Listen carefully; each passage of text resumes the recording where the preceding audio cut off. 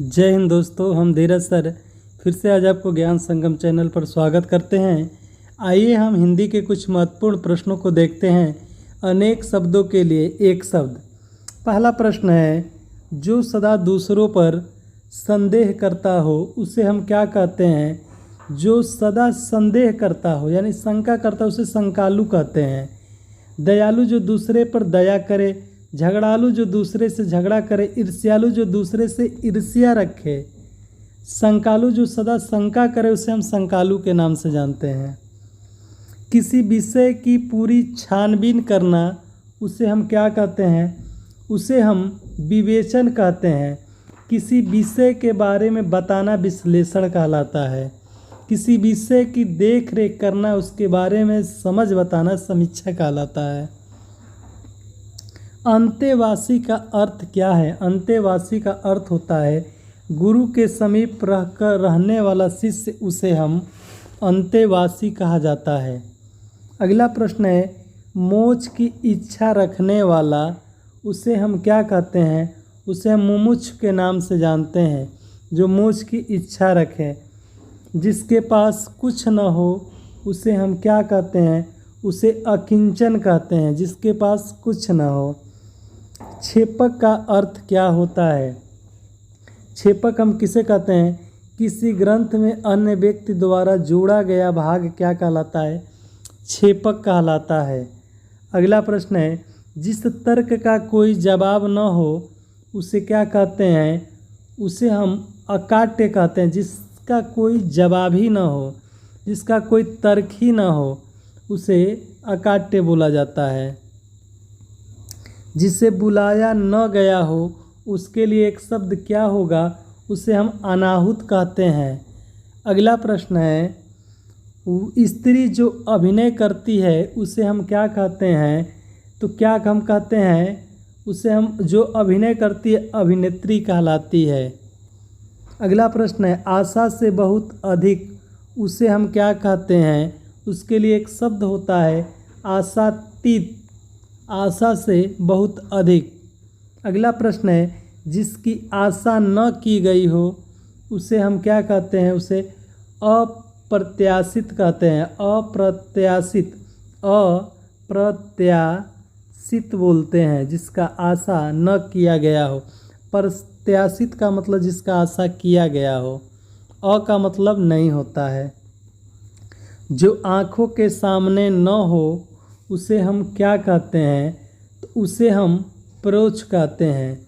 जो आँखों के सामने घटना घटे उसे प्रत्यक्ष कहते हैं। जो आँखों के सामने घटना घटे, जो दूर स्थित हो उसे हम दूरस्थ कहते हैं। अगला प्रश्न है, जो किए गए उपकारों को मानता है उसे हम क्या कहते हैं? उसे कृतज्ञ कहा जाता है। अगला प्रश्न है, जिस स्त्री का पति जीवित हो उसे क्या कहते हैं? उसे हम सधवा के नाम से जानते हैं। सधवा। जिसका पति गुजर गया हो उसे हम विधवा कहते हैं। जिसकी पत्नी गुजर गई हो उसे हम विधुर कहते हैं। जो स्त्री वीर पुत्र को जन्म देती है उसे वीर प्रसू कहते हैं। अगला प्रश्न, फेंक कर चलाया जाने वाला हथियार उसे क्या कहते हैं? तो उसे हम अस्त्र कहते हैं। जो हमारे हाथ में रहे, हाथ से वार करे, जैसे लाठी है, क्या है? उपयोगी हमारा शस्त्र है। ठीक, फेंक कर मारने वाले हथियार को अस्त्र बोलते हैं। जो हाथी से रहे उसे हम शस्त्र कहते हैं। अगला प्रश्न है, जिसका इंद्रियों से अनुमान न हो सके उसे हम क्या कहते हैं? उसे अतीन्द्रिय कहते हैं। जिसका इंद्रियों से अनुमान न हो सके उसे हम अति इंद्रिय कहते हैं। अगला प्रश्न है, ऐसा रोग जिसका उपचार संभव न हो उसे हम क्या कहते हैं? उसे हम असाध्य के नाम से जानते हैं। अगला प्रश्न है, किसी बात को करने का निश्चय उसे हम क्या कहते हैं? उसे हम संकल्प कहते हैं। किसी बात को करने का निश्चय। जो कानून के अनुकूल न हो उसे हम क्या कहते हैं? अवैध कहते हैं। जो कानून के अनुकूल न हो, अवैध। जो कानून के अनुकूल हो उसे हम वैध कहते हैं। अगला प्रश्न है, वह स्त्री जिसका पति परदेश से आने वाला हो उसे हम क्या कहते हैं? आगमी अस्तपक पत्रिका बोल के नाम से जानते हैं। वह स्त्री जिसका पति परदेश से आने वाला हो उसे आगमी अस्तपतिका बोलते हैं। अगला है, जो पूजा के योग्य हो उसे हम क्या कहते हैं? उसे हम पूज्यनीय के नाम से जानते हैं। जो पूजा के योग्य हो उसे हम पूजनी कहते हैं। अगला है, जिसका कोई शत्रु पैदा ही न हुआ हो उसे हम अजात शत्रु कहते हैं। अगला है, जल या समुद्र में लगने वाली आग उसे हम क्या कहते हैं? उसे हम बड़वा अग्नि कहते हैं। जल या समुद्र में जो पेट में आग लगे उसे हम जठराग्नि, पेट की आग, पेट में जो भूख लगे या आग लगे उसे हम जठराग्नि। दावानल जो होता है वन में लगने वाली आग को दावानल के नाम से जानते हैं। अगला प्रश्न, पेट की आग को, आ ही गया प्रश्न, पेट की आग को जठराग्नि के नाम से जानते हैं। विशिष्ट अवसर पर विशिष्ट लोगों के समक्ष दिया गया विद्वतापूर्ण भाषण उसे हम क्या कहते हैं? उसे हम अभिभाषण के नाम से जानते हैं। अगला प्रश्न है, किसी साहित्य कृति की समालोचना करने वाला उसे हम क्या कहते हैं? उसे हम समीक्षक कहा जाता है। अगला प्रश्न है, किसी के पास रखी दूसरे की वस्तु उसे हम क्या कहते हैं? उसे थाती कहते हैं। किसी के पास रखी दूसरे की वस्तु उसे थाती कहते हैं। जिसका जन्म न हो उसे क्या कहते हैं? अजन्मा बोला जाता है। जिसके बराबर का कोई न हो उसे क्या कहते हैं? उसे असाधारण कहते हैं। जिसके बराबर का कोई न हो उसे हम क्या कहते हैं? असाधारण कहते हैं। अगला प्रश्न है, गोद में सोने वाली स्त्री उसे हम क्या कहते हैं? उसे हम अंकसायिनी बोलते हैं। अगला प्रश्न है, जो ईश्वर में विश्वास रखता है उसे हम आस्तिक बोलते हैं। जो ईश्वर में विश्वास न रखता है उसे हम नास्तिक कहते हैं। कष्ट के समय होने वाला उसके लिए एक शब्द क्या होता है? उसके लिए एक शब्द होता है कष्ट साध्य। कष्ट से संपन्न होने वाला उसे हम कष्ट साध्य कहते हैं।